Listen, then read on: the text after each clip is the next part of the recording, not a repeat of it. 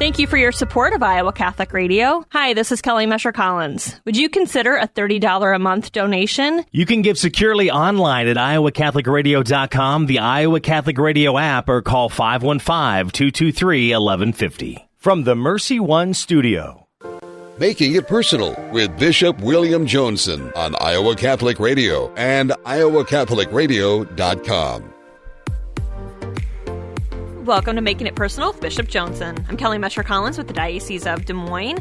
On today's show, we're talking about the recent ad limina visit that Bishop Joensen made to Rome with other bishops of our Midwest region. Our guest today is Bishop James Johnston, Bishop of the Diocese of Kansas City, St. Joseph. But before we get to today's interview, let's find out what's on the bishop's mind. Good morning, Kelly. Morning. Hey, maybe a promise of spring a little bit. That's It seems like the right. light is a little more in the days, and so of course, the spring, the spiritual spring, which is Lent, but we'll talk a little bit more about that at our later segment. But kind of pumped about this Iowa Catholic Men's Conference coming up tomorrow morning. So, very exciting. You know, when Matt Campbell rolls into town, you know, I mean, not just Cyclones, but all good Christian men should get the spirit flowing here. So that should have us pumped. But kind of a whirlwind week again. You know, God just keeps opening doors for me, and a chance to meet with some new people and encounter new people in the community. So I was with the Catholic Worker House community last Friday and got to be with them and kind of see their ministry. Been going on at the Bishop Dingman House and the associated houses of Catholic Worker. And so on a very cold day, how many were coming not simply for food to fill the bellies, but and supplies to kind of get them through these tough times, sometimes in the winter, the homeless and others as well. But to have that fellowship and that friendship in Christ and have their own dignity reflected back to them. So that was a beautiful moment, and obviously I think our people in the community should always be aware that that's an opportunity for them to provide outreach and support. Saturday night, I wasn't quite sure what I was walking into at St. Pius, but the Teams of Our Lady, which have been in existence for over 30 years, a kind of ministry, couples to couples in a way, with a spiritual advisor usually. So I was there, and they gave me a little mini retreat on Saturday night. I wasn't sure. We kind of talked about friendship and marriage. You know, can those two go together? I don't know. That's everyone's hope. That's everyone's hope, right? That's right. Yeah. So, Kelly, you can reflect on that. No? Yeah, okay. If your husband's listening, so good. And then finally, with the Shelby County Catholic School on Monday, and so the great people at St. Michael's in Harlan, and it's a challenge there to our schools in the diocese. I think that was the best children's choir I've heard. So they may not have been great in number, but just they put out the spirit and their diction and their pitch. I think it was spot on. So thank you for that great experience. And then we got to sit with some of the students and continue to visit. So we did that as well. Just again following Father Ross Parker around in a way, and he, we met. We always kind of review and pray for and see where we're at with some prospects for the priesthood. He's got a list of about 45 names. Wow. So I really ask the people out there and people on Spirit Catholic Radio to pray that these men's hearts might be open to how the Lord might be inviting them to go deeper into that mystery. But and then I was kind of back in homey land last night. I was up at St. Thomas Aquinas in Ames for their Thursday night liturgy. And so that was I won't say rocking and rolling, but just a great, again, music, and probably 150 students were present for that. So kind of bringing back the time on that as well. So the night before, Stump the Expert in Indianola, St. Thomas Aquinas Parish. So I don't know what they thought I might be an expert on, but the young people there, the young people's group, and Todd Clancy and company really had a nice time. Brian Gonzalez, Justin White, Katie Widener, and myself fielded questions from everything about purgatory to how to live faith in our own present day and age, and why celibacy. So for people, so I don't think we were totally stumped, but I think just in that process of listening to each other, I think we kind of opened up the mystery for the young people, and I certainly was enriched. Kind of poignant note here as we conclude this first segment. We're conscious right now that actually the show that we taped 2 weeks ago, Truth in Advertising, on that, and I made reference to Mildred Cogdill in Dunlap, Iowa, and her beautiful letter, kind of testimony of faith. And I was able, when I was out to Woodbine, to dedicate the altar, to pop over to Dunlap and kind of make an unexpected call on Mildred and her husband Bob. They were kind of there on Sunday morning, and a delightful 20-minute visit. She was in full spirits and everything else, and to kind of sharing faith faith. But we received news that of Tuesday of this week that Mildred did pass, and unexpectedly for her family. And so, how her witness kind of shines forth. But now she does get to see Jesus face to face. And as they're celebrating the funeral mass at St. Patrick's in Dunlap this morning, Father Joel McNeil, our hearts go out to all of their family who mourn this great woman and her great legacy, children, grandchildren, and through building up her parish. So may God grant her eternal rest. But I hope this doesn't scare people off from giving testimonies of faith as we go forward. We're going to take a quick break. Impoverished children break everyone's heart, but poverty seems like such a big problem. What can one person do to make a difference? For 17 years, Blessman International's passion has been to connect the resources of our donors with sustainable programs that impact the lives of impoverished children in South Africa. Our donors are feeding thousands of hungry children every week, providing basic water and sanitation for impoverished communities, and sharing the love of God in practical ways every day. Go to www.blessmaninternational.org and make your donation today. Is it time for a new roof? Then it could be time for you to get to know Bell Construction. Bell Construction is a roofing company entering its 30th year of business. They specialize in residential re-roofs, light commercial jobs, and have the experience to meet all of your roofing needs with personal service. With Bell Construction, the owner will come to your home or place of business in person to inspect and ensure the quality of work that you deserve. They pride themselves in working with you on a personal basis and making sure you are satisfied. Bell Construction, 515-963-4494.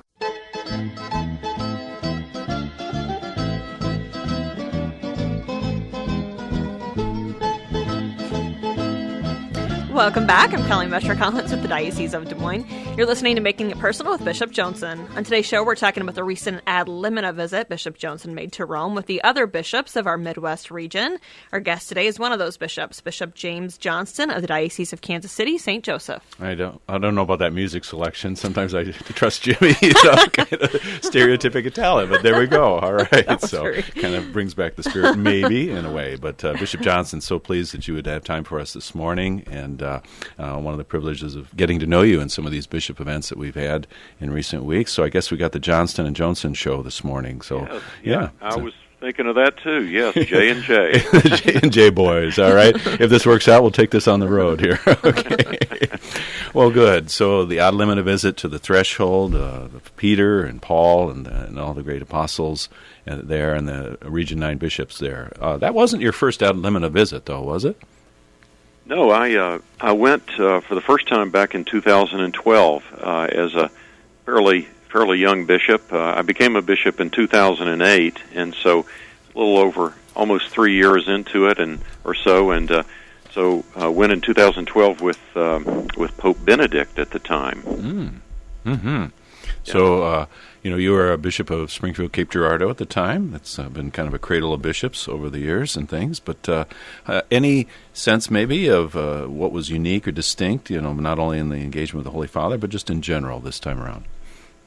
Well, there are a lot of similarities. Going to the tombs of the apostles and praying, as you mentioned, is, I think, a key part of every ad limina. But just noticing some of the different styles that are different between the popes was different. I think Pope Benedict's, the visit with him was, in a sense, sort of a continuous with his predecessor, John Paul II. Even though I didn't go with John Paul II, just going with Pope Francis this time, just the amount of time that he spent with bishops was a distinct difference. Spending almost 2.5 hours with us, with no rush, and there was a little less of there was more of an emphasis, I think, on our time with him this time around than the first time. Even though Pope Benedict was very gracious, he spent about a little over a half hour with the bishops, but I was just struck this time by the care and the time that Pope Francis gave to all of us in the time that we had with him. Well, it's truly remarkable because surely people are queuing up for FaceTime with the Pope and that he would afford us that luxury of being with us throughout that time. And when priests or other ministers or what think 2.5 hour meeting, oh my, that's going to be a long one here. Better settle in, even though a football game lasts 3 hours or more. Personally, that time flew. Once in a while I was saying, wow, this is really happening. He's giving us this time in that way. And a man who's 83 years old. Any impressions from that or insights into his spirituality or style of pastoring? Yeah, it was not, you almost go into that, at least I did, almost thinking, well, is this going to be sort of an interrogation of what's going on there? But really, it was sort of the reverse. He basically sort of said, "There's no real agenda here. You all let's talk about what you want to talk about." And so he was the one that allowed us to approach him with some of our concerns and questions, and which were wide ranging. And so I just thought his approach to us, I think, was a model for how he wants us to be pastors in our own dioceses. He often says really two things. Make sure you're close to your people and become aware of their needs, and don't be distant. Be close to your people as well, and then be bearers of the joy of the gospel. And he modeled that, I think, during the time that he spent with us. Mm-hmm. Yeah, there was more than a few lighthearted moments too, and he can obviously laugh at himself too, right? As he asks him whether he takes a day off or not. Yeah. So those were some of the. I was with a bunch of fifth graders yesterday and allowed them to ask me questions, and I think some of our questions were like the fifth grader questions that we put to the Pope. What do you do on your day off? That's often what I get asked. Do you still wear the white cassock? We didn't ask him that. Yeah, that's right. Yeah. Do you wear jeans or something? Yeah. Do you wear those clothes all the time? Do you wear dry fit walking clothes or something? Very good. No, that was a really powerful moment. But there were other things in both spiritual and a practical level as well. You were the main celebrant and homilist at the concluding Mass. We had Mass at 4 of the major basilicas throughout the week. You were at St. Paul outside the walls. Any impressions there? And I have no reason to kind of suck up to you, but again, your homily was very moving and left an imprint. I think a lot of us who were able to hear you preach. Oh, well, thank you. I just considered that a great privilege. I've of course been to St. Paul several times, but I believe other than the other ad limina visit that I concelebrated back in 2012, that's really the second time I've celebrated Mass there, and it's the only time I've been honored to be able to preside, and so I thank my Metropolitan Archbishop Carlson for asking me to do it this time. So I was honored by that. But as you remember, Bishop, it was kind of a special providential moment, because when we were there, the earthly remains of St. Timothy were there just for a few days. It just so happened to be while we were there, and I was just struck that we were there at the tomb of St. Paul, and here was another early bishop that he wrote 2 epistles to in the New Testament, and we were there with both St. Paul and for a little while St. Timothy. So I was just struck again by just the power of just the connection to the Apostolic Church, and that's something we I think are deeply aware of in the Catholic Church, and our long history going back to the earliest times of Jesus and the apostles. But that for me was kind of a beautiful thing, to not only be there during that, but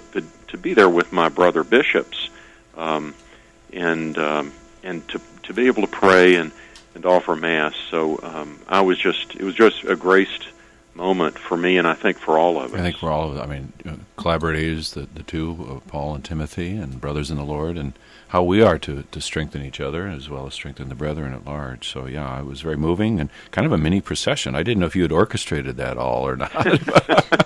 No. So this Johnston's good. I mean, look at that.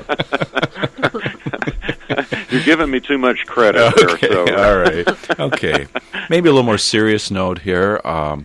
We all met with the Pontifical Committee for Protection of Children, and obviously Pope Francis has taken very seriously both the wounds that have been inflicted by those who act in the name of Christ, and then undertaking some processes and things. And so kind of the role and the engagement with Father Robert Oliver, who was a principal person, a Boston priest in that. But you were kind of zeroing in on this whole notion of vulnerable persons at one point, and I guess what were you aiming at, and what was your takeaway, and maybe any connections with your role among our own country's bishops? Yeah, I've just had a lot of conversation in my own diocese around this notion of a vulnerable adult. Certainly the Charter for the Protection of Children and Young People appropriately focuses on minors, those who are children or youth who are not yet adults. But with the recent document that's come out from the Holy See that we're, I think, getting our arms around now, Vos Estis Lux Mundi, that really... you are the light of the world. You are the light. You're the light of the world. Mm-hmm. It focuses on bishops and any misuse of their authority, either with minors, but it introduces this category, a new category that mentions vulnerable adults. And I suspect that's an outcome of the scandal that came about from the revelations around former Cardinal McCarrick and his taking advantage of seminarians who were under his authority, not minors, but young adults who were put in a position as seminarians that was awkward and, in a sense, took advantage of their relationship with a bishop. And so this new category and its definition are, I think, something that I want to learn more about, and I'm hoping there will be a lot more clarity around the definition around who is a vulnerable adult. There are certainly certain things that are clear. If you're debilitated by physical debilitation, you can't move, for example, or you're mentally incapacitated. But there is another part of the definition of that term that pertains to the deprivation of freedom. Some of that is a little bit hard to quantify, and as a former engineer, I'm always looking for as much clarity as possible around words and terms, so that we can have clarity around some of these issues. So I wanted to bring that up just to see if there was something more coming in terms of a definition or clarity around parts of that new terminology. And I would wonder if, our American sensibility and the professional standards that obtain, not only for clergy, but all professionals in the therapeutic or other professions, counselors and things like that. Certainly I think we think about a kind of imbalance of authority or power that's there. So is it kind of almost de facto that in a ministerial situation, somebody's approaching you? Yeah, obviously if we're celebrating a wedding or something like that, it's a kind of a joyful occasion, but as kind of one-on-one ministry, that are we by that very nature talking about a vulnerable person who's seeking something, grace and healing and possibly the reassurance of presence of God and presence of the church standing by them. So that could be a pretty broad net. And I was kind of reflecting on this with some of our Catholic Charities counselors headed by Scott Caldwell in our own Des Moines diocese, and the great outreach we've had to schools. But obviously our counseling team is working with a lot of adults, and so I think this is going to be a concern. And if I heard Father Oliver, he said, well, okay, we have our kind of professional and ecclesial sensibilities here, but it's also going to be a matter where case law is going to help clarify some things as these kind of thorny situations continue to emerge. Is that fair to say? I think, yeah, that was his response, as I recall as well. And I think we're going to just rely on some of those experts over time to provide clarity. Just, I guess, as we do in even in civil law, around terms. But you I think my concern is that there are those that would look at that very broadly, but others narrowly, and where do you come down on it? And so I think it's going to be one of those things that we'll have to sort of continue to pay attention to, and hope for some a little bit more clarity as this new piece of legislation unfolds. Mm-hmm. Mm-hmm. And then we were also together shortly thereafter, the Limina, at the U.S. Bishops' Bioethics Conference, sponsored by the Knights of Columbus in Dallas. And I think I witnessed what was the preparatory handing over the mantle from the Bishop of Lafayette in Indiana to you for our nation's bishops and one of the committees there. Yes, I'm the chair-elect for the Committee on Child and Youth Protection, and so Bishop Tim Doherty of Lafayette, Indiana, continues his term through November, and so during this interim time, I'm trying to pick his brain and learn all I can about where the committee is, what some of the issues are right now, what might be on the horizon. Certainly, Bishop Doherty did a great job and really had that committee during a pivotal time, and so I'm using this period to get up to speed, and I hope to be present for all the committee meetings. As the chair-elect, I'm already a member now again of the committee, and so I'll be attending those meetings and trying to get myself in a position to where I can do a halfway decent job when my role kicks in at the November meeting. We're all appreciative that you're willing to take that on, and the people of your diocese too, because that's a sacrifice for them to share you with the larger church in America as well. We've got about 45 seconds left. Noted you appointed a full-time priest chaplain at the Newman Center at Northwest Missouri State in Maryville. Is that right? Is that an appointment that's been ongoing, or is that something new? It's new. There's great things going on that campus in our diocese. We're blessed with several college campuses, but we've got a great campus minister there. He's done great work over the last few years, so things are growing. There's a lot of health there, and he's asked me for the presence of a priest on a more regular basis, and so right now I'm able to provide that, and we've got focus missionaries there. Great. I'm going to have to kind of butt in here. Sorry about that, but we appreciate the ministry that goes to the Des Moines Diocese as well. Last question is simply: are people crediting you for giving the Pope the Mahomes jersey for the Super Bowl win for the Chiefs? I think that's the most important thing maybe I've done since I've been a bishop. I don't know. I've gotten more feedback on that than I think anything I've done. I'm not sure what that says, but well, you are a true shepherd and gentleman, and thank you for your time. And if you ever want to reconnect to the J&J boys, we can do it. Okay. Okay. Thank you. Thanks for having me. All right. Bless you. God bless. We're going to take a quick break.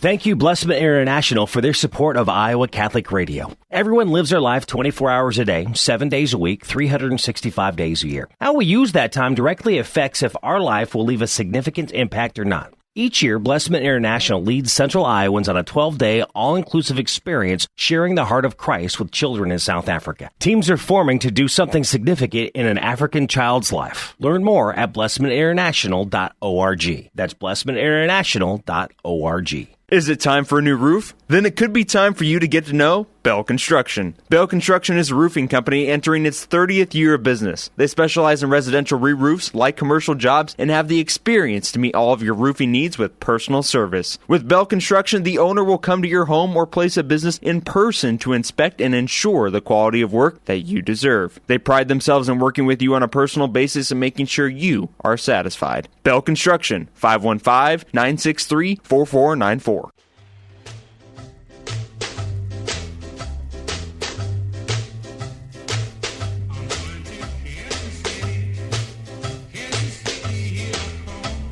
Welcome back. I'm Kelly Mesher-Collins with the Diocese of Des Moines. Great interview. I really enjoy Bishop Johnston. And again, he kind of a elder brother for me, and he talked about being a new bishop, and that was my experience. So again, just he's presence kind of radiates peace. I'm aware that it's a Carathon Week here at Iowa Catholic Radio. We're not going to do explicit fundraising during this show, but that support that's there, reflecting on the great gift of God's mercy, which I think St. Thomas kind of points out. It's a godly virtue, but it's not simply strong showing pity to the weak that would lead us to a kind of condescension in that way. St. Francis de Sales said that'd really be kind of pride dressing up as mercy in that way, and that would make the poor hate us for the very bread that we give them. I think anyone who sees, Francis de Sales, obviously kind of a guiding light for me as a spiritual master and shepherd in this way. He calls us to do as little children do, with one hand cling to their father and the other gathering blackberries along the hedges. And so we lift up our heart gently whenever it falls and humble ourselves before God, not surprised that weakness is weak, frailty is frail, and misery is miserable, but God's mercy is always greater. He never dwelled on failure. One woman who once came to him was a notorious prostitute and came to confess and received absolution, but then, just overwhelmed by the experience, collapsed in the confessional. And Francis rose, came to her, and asked her to stand. And then he knelt down before her in awe, told her that he was on his knees before her in this way because he was now in the presence of a soul without sin. And so I think that great reverence, that what God can do, lifting us up. And so hopefully as the season of Lent comes, that people will be ever more desirous of the ways in which they can encounter God in that way.